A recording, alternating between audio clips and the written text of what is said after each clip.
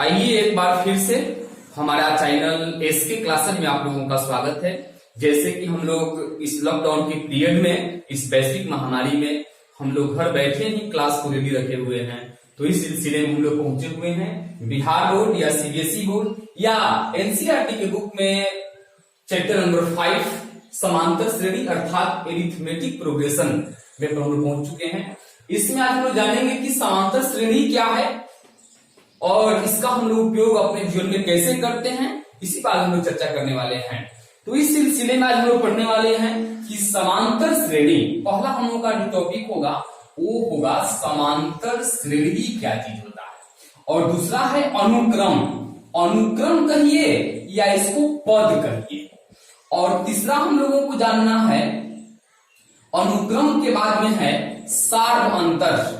सार्व अंतर या common difference, या इसको हम लोग पद अंतर भी बोल सकते हैं, पद अंतर।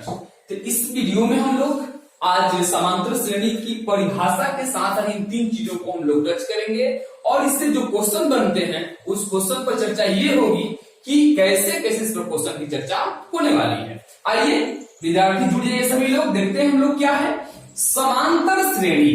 देखिए इसका है एरिथमेटिक प्रोग्रेशन, इसको संक्षेप में एपी कहा जाता है। एपी यानी कि ए फॉर एरिथमेटिक और पी फॉर प्रोग्रेशन। और क्या है कि समांतर श्रेणी, जैसे मान लीजिए कि आपके घर में कोई आपको 100 रुपया दिया, ठीक है, और आपने कहा होगा कि मुझे ऐसे ही 100 रुपए आगे की तरफ, मान लीजिए कि 100 एक बार कोई दिया, आगे क्या होता है कोई आपको 110 रुपया दिया, फिर आपको आगे क्या दिया, क्योंकि 120 रुपया दिया। ऐसे करते करते ये एक हम लोग का सीरीज बन रहा है, एक हम लोग का श्रृंखला बन रहा है। क्या क्या श्रृंखला बन रहा है? 100 का, 110 का, 120 का, 130 का, 140 का, 150 का, और ऐसे ही सीरीज बढ़ता चला जाएगा। तो ऐसे सीरीज में आपको अब देखना है कि प्रत्येक कंडीशन में जो ये सीरीज बढ़ रही है, यहां से यहां, फिर यहां से यहां, फिर इसके आगे जो बढ़ रही है, उसका पद का जो डिफरेंस है उसमें जितना वृद्धि हो रहा है वो क्या एक जैसा वृद्धि हो रहा है कि कम हो रहा है या ज्यादा। तो देखिए ना, यहां 100 था, 100 के बाद में क्या हो गया, 10 बढ़ गया है। 110 के बाद में क्या हुआ है, देखिए 120, इसमें कितना बढ़ गया, 10 बढ़ गया है। अब आगे हम लोग बढ़ेंगे तो प्रत्येक पद के बीच में जो इसका डिफरेंस है वो 10 का हो रहा है। तो वैसे संख्याओं की श्रेणी, वैसे संख्याओं की सूची जिसके प्रत्येक अंक का या प्रत्येक पद का जो अंतर है एक बराबर होगा, उसी को हम लोग कहेंगे कि वह संख्याओं की सूची जो है वह समांतर श्रेणी कहलाता है। जैसे आप लोग देखे होंगे घरों में आप लोगों की सीढ़ियां लगाई जाती हैं, तो एक सीढ़ी होता है ना, मान लीजिए सीढ़ी हो गया कि फर्स्ट का मान लीजिए कि 2 सेंटीमीटर, इसका मान लीजिए 2 सेंटीमीटर, इसका भी 2 सेंटीमीटर, इसका भी 2। देखिए प्रत्येक जो हमारा ये गैप है, प्रत्येक गैप का डिफरेंस कितना है, 2 का है। तो जब संख्याओं में अगर ऐसा ही गैप बना रहेगा एकदम एक्यूरेट, न तो कम और न तो ज्यादा, तो उसको कहा जाता है कि वह जो श्रेणी है वो समांतर श्रेणी। ध्यान रखिएगा, श्रेणी को श्रेणी भी कहा जाता है, इससे आपको घबराने की जरूरत नहीं है। श्रेणी कहिए या श्रेणी कहिए, इसको आपको दिक्कत होने वाला नहीं है। तो फाइनली इसका जो डिफिनेशन होगा आप ये कहेंगे कि संख्याओं का ऐसा अनुक्रम जिसके प्रत्येक पदों का जो अंतर होगा वो एक समान होगा, उसको समांतर श्रेणी कहा जाता है। समांतर श्रेणी के बाद में देखिए, जैसे मान लीजिए हमें यहां लिखा था कि 100 था, 110 था, 120 था, 130 था, 130 और डॉट डॉट मान लीजिए कि गया है आगे तक। और देखिए ना, और इसमें बात हम करना चाह रहे हैं अनुक्रम का, अनुक्रम या पद का। देखिए क्रम का मतलब क्या हो गया, जैसे ये हमारा पहला हो गया, ये हमारा दूसरा हो गया, ये हमारा तीसरा हो गया, ये चौथा, ऐसे ही आगे की तरफ बढ़ता जाएगा। तो ध्यान रखिएगा, जो आपको शुरुआत में है उसको हम लोग बोलते हैं प्रथम पद। क्या इसको हम लोग बोलते हैं?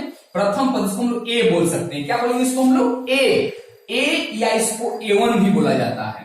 ये जो आपको दिखाई दे रहा है इसको A2 बोल सकते हो। ये जो है इसको हम लोग A3 बोल सकते हैं। ये जो आप लोगों का है ये आप लोगों का A4 है। डॉट डॉट ये आप लोगों को पता नहीं कहां तक जाएगा, इसका कोई लिमिटेशन नहीं है। तो ऐसे ही अगर आगे की तरफ भी चला गया अनंत तक, इसका हो जाएगा क्या an, यानी कि an कहना तात्पर्य है अंतिम पद, इसको हम लोग l से भी सूचित करते हैं। सिंपली जो सबसे पहले स्थान पर है उसको हम लोग बोलेंगे प्रथम पद। क्या इसको हम लोग बोलेंगे प्रथम पद। जो दूसरे नंबर पर है उसको हम लोग बोलेंगे दूसरा पद। इसको संकेत में A1, A2, A3, A4। अच्छा हाँ, कहीं कहीं आप लोगों को T1, T2, T3, T4 भी दिखाई देगा, इसको आपको घबराने की जरूरत नहीं है। मतलब कि टर्म 1, टर्म 2, टर्म 3, यानी कि पद 1, पद 2, पद 3, पद 4 से आपको बढ़ते जाना है। तो A1 से सूचित कर सकता है और ये T1 से भी सूचित कर सकता है। तो अब रही बात की पद क्या है, संख्याओं का जो अनुक्रम चलता है और वो प्रत्येक जो अनुक्रम, जो संख्याओं का जो सूची है, वो जो प्रत्येक क्रम है, उसी क्रम को हम लोग अनुक्रम या उसको हम लोग पद कहते हैं। पद के बाद में हम लोग सीधे पहुंचते हैं कहां पर, चलते हैं सारवंतर पर। अनुक्रम के बाद हम पहुंचते हैं सारवंतर, जिसको बोला जाता है कॉमन डिफरेंस। इसको संक्षेप में डी लिखा जाता है। सारवंतर को संक्षेप में क्या लिखते हैं, डी लिखते हैं। जैसे मान लीजिए कि हमारे पास एक सूची है, यहां पर ना क्या दिया हुआ है भाई, हाँ तो 100 का, फिर क्या है 110 का, फिर क्या है 120, 130 डॉट डॉट डॉट।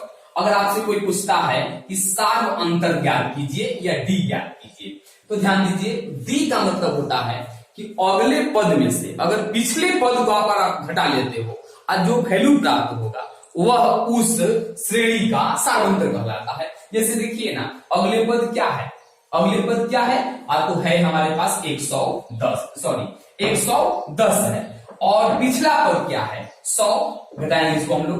बताइए कि अगर 110 में हम घटाएंगे 100 को तो क्या प्राप्त होगा 10। अब आगे देखते हैं हम लोग, मैंने इसका हम इस यहां से कर लिए हैं। अब देखिए 120 में से करेंगे 110 को तो क्या प्राप्त हो गया 10 प्राप्त हो गया। अब यहाँ आइए 130 में से उसके पीछे वाले 120 को तो क्या प्राप्त हो गया 10। देखिए प्रत्येक स्थिति में 10 यहाँ भी, 10 यहाँ भी, 10 यहाँ भी, तो ये जो 10 प्राप्त हुए हैं वो हमारा क्या है सारवंतर, अर्थात कॉमन डिफरेंस, अर्थात डी का वैल्यू बताएगा वो। अर्थात कहने का मतलब ये है कि प्रत्येक कंडीशन में इसका डी बराबर है ना, इसका मतलब कि जो सीरीज चल रहा है यह एक एपी सूची का उदाहरण अर्थात समांतर श्रेणी का उदाहरण ये कहा जा सकता है। आप लोग देखिए, जैसे हम लोगों को डी का अगर मान निकालना हो डी, तो अगले में से पिछले घटाया जाता है, तो आगे क्या है 2 है, यानी क्या A2 और पीछे क्या है A1। ठीक है, अगर डी पूछता आप लोगों से तो A2 माइनस अगर A1 करते हो तो आप लोगों का कॉमन डिफरेंस का फॉर्मूला किसी पर भी निकल जाएगा। या डी पर हम कह सकते हैं क्या कि A3 माइनस A2, चाहे कह सकते हैं क्या कि A4 माइनस A3, आप किसी पर भी निकालेंगे, इस कॉमन डिफरेंस का मान बदलता नहीं है। आइए हम क्या करते हैं कि एक उदाहरण के द्वारा आप लोगों को मैं क्वेश्चन करता हूं और उस क्वेश्चन पर आप लोगों को कैसे कॉमन डिफरेंस निकालना है और कैसे प्रथम पद निकालना है इसको हम चर्चा करने जा रहे हैं।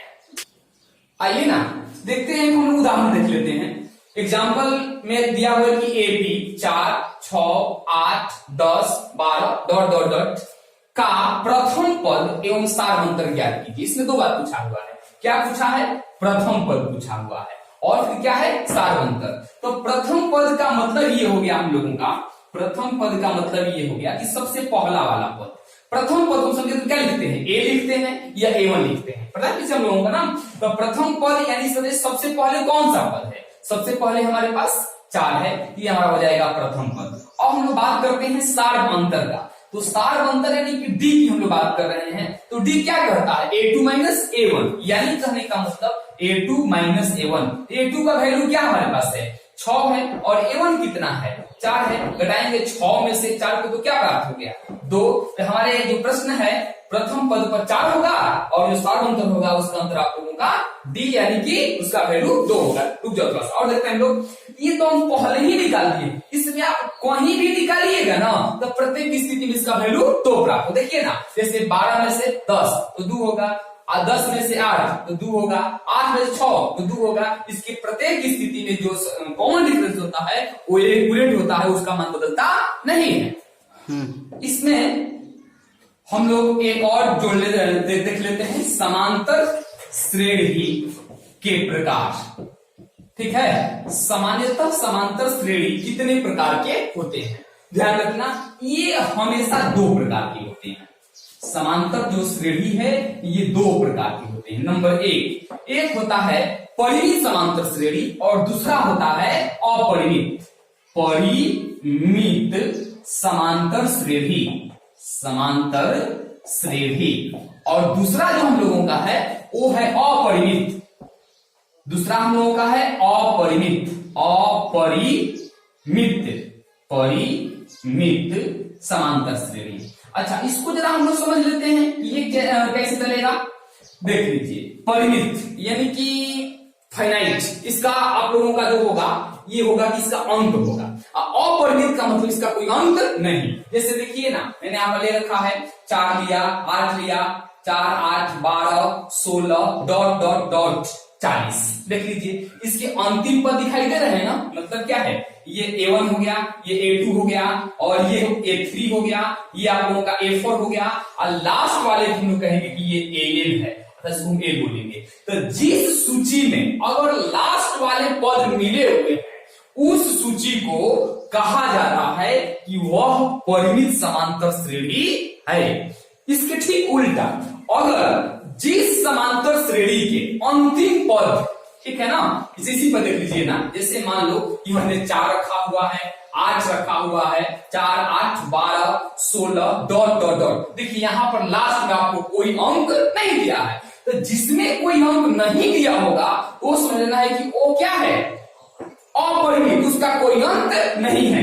4, 8, 12, 16, 20 कहेंगे, 20 का 24 में तो हो सकता है, 28 हो सकता है, इसका कोई लिमिटेशन नहीं है। तो सिंपली वर्स इसका क्या हो जाएगा कि जिस एपी सूची का अंतिम पद उपलब्ध हो या प्राप्त हो उसे परिमित समांतर श्रेणी कहते हैं, और जिसका अंतिम पद प्राप्त न हो उसको हम लोग बोलेंगे कि वह अपरिमित समांतर श्रेणी है। बस इस वीडियो में इतना ही।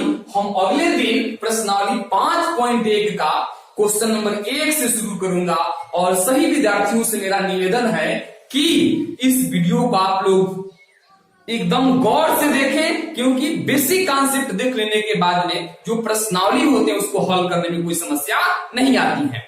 बस आप इस वीडियो को लाइक करें, शेयर करें, सब्सक्राइब करें। बस अपना घर में रहिए, इस लॉकडाउन के पीरियड में अपना ख्याल रखिए। बस इतना ही इस वीडियो में। Take care and bye.